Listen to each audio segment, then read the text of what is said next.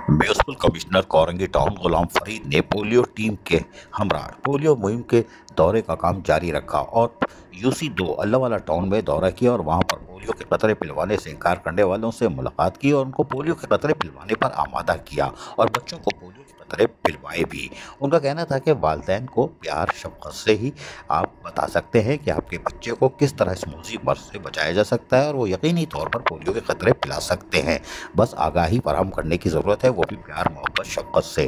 बच्चों को पोलियो के कतरे जहाँ पिलवाए गए, वहीं municipal commissioner Korangi town Ghulam Farid ने पोलियो के खिलाफ चलाई जाने वाली मुहिम को कामयाब के बनाने के लिए कि भाई ये खिलाफ जो पोलियो के खिलाफ मुहिम चला रहे हैं, इसका सद्देबाब सिर्फ इसी तरह हो सकता है कि हम वालिदैन से राब्ते में हो और उनको आगाही फराहम करें। गली महलों की सतह पर हम जाकर ये काम कर सकते हैं।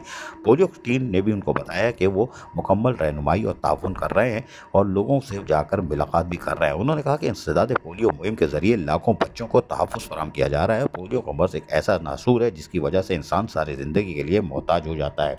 यकीनी तौर पर उनकी ये कोरंगी टाउन में पोलियो की मुहिम तेज़ी से कामयाबी से जारी भी है।